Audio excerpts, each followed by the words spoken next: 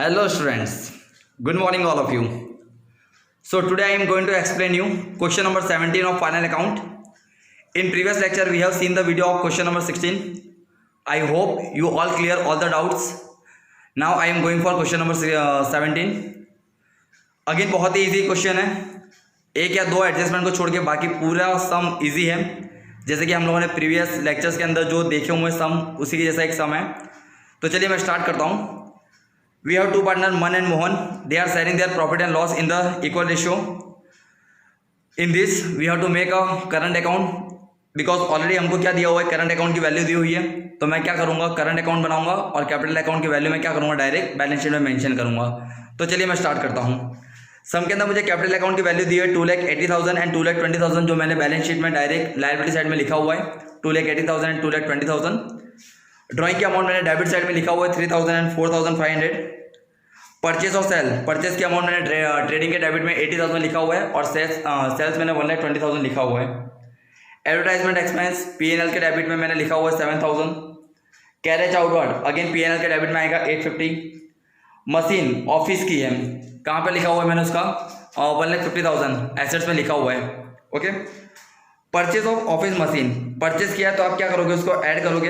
1,116 का आपने परचेज किया हुआ है, कोई प्रॉब्लम नहीं. 40,000 मैंने ऐड करा हुआ है वहाँ पे. बिल्डिंग अगेन एसेट्स में आएगा 2,50,000, वो भी मेंशन करा हुआ है. ऑफिस सैलरी मैंने पीएनएल के डेबिट में लिखा हुआ है salary 15,000. Customer and supply, customer या मीन्स डेटर्स आपको 25,000 दिए हुए हैं और सप्लायर आपको 35,000 दिए हुए हैं, जो मैंने लिखा हुआ है क्रेडिटर में. गुड्स रिटर्न क्या करेंगे हम लोग, माइनस करेंगे. डेबिट वाली अमाउंट सेल्स रिटर्न की होगी, क्रेडिट वाली अमाउंट परचेस रिटर्न की होगी. यानी 40,000 मैंने क्रेडिट का परचेस रिटर्न में से माइनस करा हुआ है और सेल्स का मैंने सेल्स रिटर्न डेबिट में से माइनस करा हुआ है अमाउंट जो मुझे दिया हुआ है. फिर मुझे दिया हुआ है वेट चार्जेस मैंने यहाँ पे लिखा हुआ है, वेट चार्जेस 450 लिखा हुआ है. उसके अलावा फिर हमको दिया हुआ है लॉन ऑफ मन की लॉन मैंने लिखी हुई है 10,000, जो मैंने लायबिलिटी साइड में मेंशन की हुई है. उसके अलावा कस्टम ड्यूटी जो कहाँ आएगा, मेरा ट्रेडिंग के डेबिट में आएगा. कस्टम ड्यूटी मैंने लिखा हुआ है 1,300 रुपीज़. उसके अलावा मेरे पास दिया हुआ है मुझे गुड स्टॉक जो 1,4 का दिया हुआ है. 1,4 का गुड स्टॉक है, यानी ओपनिंग स्टॉक हुआ 42,000, वो भी मैंने मेंशन किया हुआ है. उसके अलावा है मेरा ट्रेडिंग एक्सपेंस जो पीएनएल के डेबिट में मैंने लिखा हुआ है ट्रेडिंग एक्सपेंस 1,300 रुपीज़.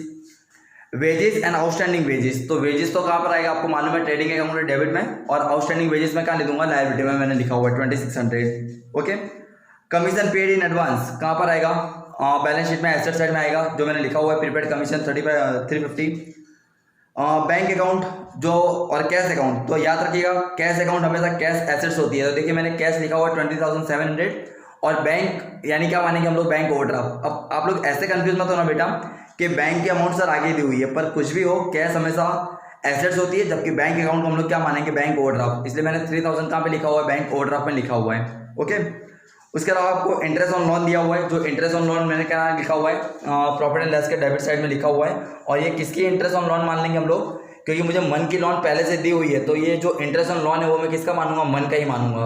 400 आगे के समय मैंने ऐसा आपको बताया हुआ है. ओके.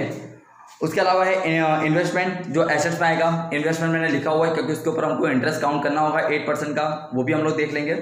एंड लास्ट में मुझे दिया हुआ करंट अकाउंट. करंट अकाउंट में मन का डेबिट में दिया हुआ है, इसलिए मैंने 8,000 डेबिट में लिखा हुआ है और 12,000 मोहन का क्रेडिट में दिया हुआ है, इसलिए उसको मैंने क्रेडिट में लिखा हुआ है, क्योंकि करंट अकाउंट की कोई भी साइड फिक्स होती नहीं है.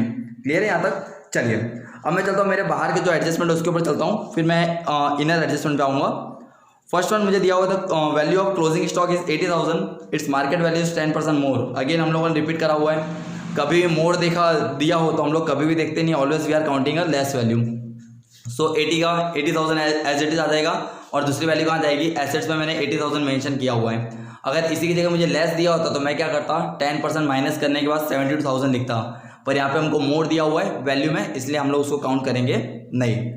सेकेंड वन, मशीन और बिल्डिंग के ऊपर 10% डेप्रिसिएशन काउंट करना है, ये भी बहुत ईजी है. मशीन के ऊपर मैंने 1,50,000 का परचेस किया था, प्लस एडिशनल में लेकर आया था 40,000, सो आई गॉट 1,90,000. उसका मैं 10% करूँगा, so my final answer will be 19,000. And on a building I have to calculate 10% again, so 2,50,000 I got 25,000, so remaining amount will be 2,25,000. and both amount will be come into the debit side of profit and loss account. Okay, so I mention over here building 25,000 and machine 19,000. Got it? Okay, yeah. Third one,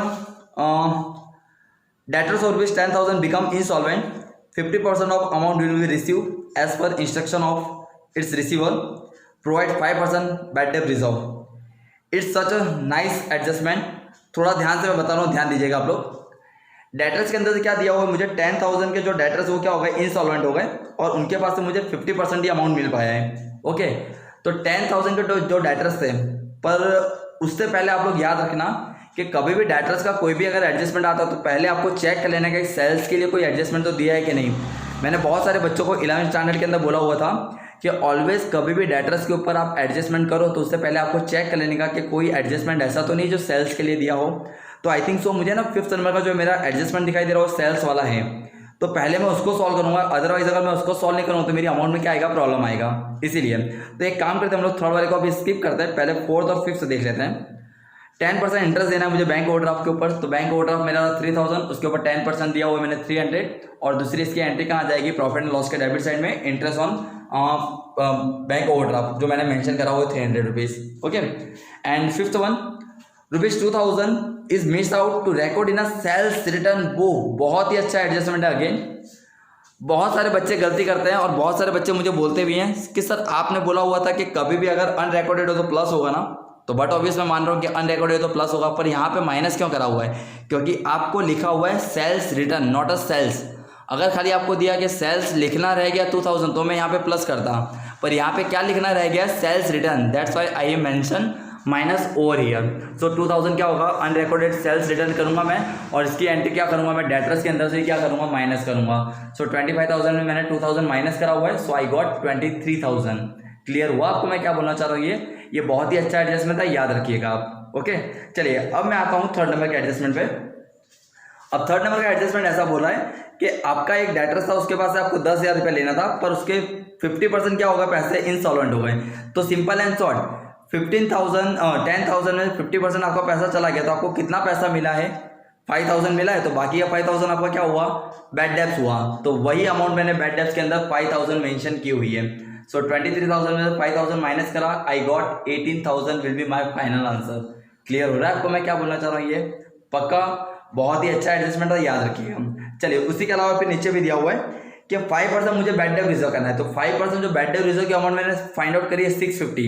अब वो मैंने कैसे find out की हुई है, तो वो भी हम लोग देख लेते हैं। तो मेरे पास जब 23,000 जब मेरे डेटर्स थे, उसमें जो मैं 10,000 मेरे डूब गए पैसे, तो उसको मैं माइनस करूँ तो मेरे पास कितनी अमाउंट बचेगी, 13,000। सो 13,000 का मैं 5% करूँगा तो मेरी अमाउंट कितनी आएगी, 650, और ये मेरा क्या होगा, बैड डेब्ट रिजर्व होगा। तो वो बैड डेब्ट रिजर्व मेरा कितना काउंट होगा, 650, और वही अमाउंट को मैंने कहाँ पे लिखा हुआ है, बैड डेब्ट रिजर्व के एडजस्टमेंट में भी मैंने 650 मेंशन करा हुआ है, और इसका जब मैं फाइनली टोटल करूँगा तो मुझे अमाउंट मिलेगा 5650।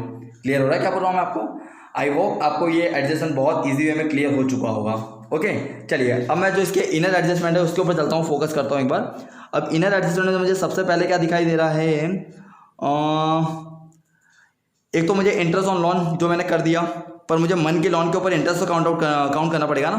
10,000 की लोन है और मुझे क्या करना पड़ेगा, उसको 6% तो मुझे देना पड़ेगा, और कितना, पूरे साल का देना पड़ेगा। तो पूरे साल का जब 10,000 के ऊपर मैं 6% इंटरेस्ट दे रहा हूँ, तो मुझे कितना इंटरेस्ट मिल रहा है मन की लोन के ऊपर, टोटल 600 मुझे इंटरेस्ट मिल रहा था, पर उसमें से मैंने 400 उसको दिया हुआ है, तो 200 रुपये क्या होगा मेरा आउटस्टैंडिंग होगा। सो यहाँ पे मैंने क्या कितनी अमाउंट मेंशन की हुई है, 200, और यही 200 मैंने दूसरी कहाँ मेंशन करी हुई है, मन की लोन के अंदर मैंने मेंशन करी हुई है 200 रुपीज़। क्लियर हो रहा है? बहुत ही अच्छा एडजस्टमेंट था, आप याद रखिएगा इसको भी। ओके, चलिए उसके अलावा कोई एडजस्टमेंट ऐसा जो मेरा रह रहा हो बाकी, हाँ yes, investment on 8% government security, तो 30,000 का मैं 8% करूँगा, so my final answer will B 2400। तो ये मेरा क्या होगा, इनकम होगी, और इसकी दूसरी इफेक्ट मैं कहाँ दूंगा, प्रॉफिट एंड लॉस के क्रेडिट साइड में, क्योंकि ये मेरी क्या है, इनकम है। So interest on investment 2400। Clear हो गया आपको ये भी? चलिए अब आई थिंक सो मुझे ऐसा लग रहा है कि हर एक मेरे एडजस्टमेंट क्लियर हो चुके हैं।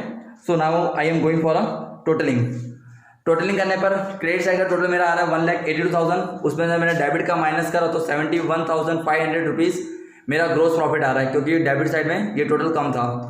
ये मैं काम मूव करूँगा प्रॉफिट एंड लॉस के क्रेडिट साइड में मैंने मेंशन करा हुआ है। इनका टोटल करने पे मुझे 74,700 डेबिट साइड का टोटल ज़्यादा आ रहा है, और 800 रुपीज़ मेरा क्या आ रहा है, लॉस आ रहा है, क्योंकि क्रेडिट साइड में मुझे 800 रुपीज़ कम पड़ रहे थे। सो ये मेरा क्या आएगा, नेट लॉस आएगा। ये अमाउंट क्रेडिट से कहाँ जाएगी, प्रॉफिट एंड लॉस एप्रोप्रिएशन के डेबिट में मैंने लिखा हुआ है नेट लॉस 800 और यही मेरा डिविजिबल प्रॉफिट हो जाएगा जिसको मैंने इक्वल रेशियो में डिस्ट्रीब्यूट करा हुआ है 400 और ये अमाउंट मेरी आ जाएगी कहाँ पर, पार्टनर्स करंट अकाउंट के डेबिट साइड में मैंने मेंशन किया हुआ है। ओके, अब फाइनली मैं इसका जब टोटल करने जा रहा हूँ तो मुझे मोहन के अंदर क्रेडिट में आ रहा है 12,000, जबकि डेबिट की अमाउंट माइनस करने पे 4500 एंड 400 माइनस करने पे 7100 यहाँ पे रिमेनिंग बच रहा है। ओके, इस तरह मैं यहाँ पे मन की कर रहा हूँ तो मन का टोटल करने पे 11,400 आ रहा है और क्रेडिट साइड में एक भी अमाउंट नहीं है, सो 11,400 एज इट इज़ आ जाएगा। तो ये जो डेबिट वाली अमाउंट है वो कहाँ जाएगी, लायबिलिटी में जाएगी क्रेडिट में, और क्रेडिट वाली अमाउंट कहाँ जाएगी, एसेट्स में, डेबिट साइड में जाएगी, जो मैंने ऑलरेडी करंट अकाउंट मन का मैंने देखिए जो डेबिट में है मोहन उसको मैंने क्रेडिट में लिखा हुआ है और क्रेडिट वाले मन को मैंने कहाँ लिखा हुआ है, डेबिट में 11,400 लिखा हुआ है। ओके, उसके बाद तो आप फाइनली इसका जब टोटल करेंगे तो आपको फाइनली आंसर आपका 5,58,200 आपका फाइनली आंसर आ जा रहा है, अगर दोनों ही साइड का टोटल अगर आपका काउंट हो रहा है फाइनल वे में। So I hope you get the final answer. Clear हो गया? तो आई होप आप सभी को ये सम बहुत ही ईजी वे में क्लियर हुआ होगा। अगर आपके कोई भी डाउट्स हो आप पर्सनली मुझे इसमें पूछ सकते हैं। Till then bye and take care.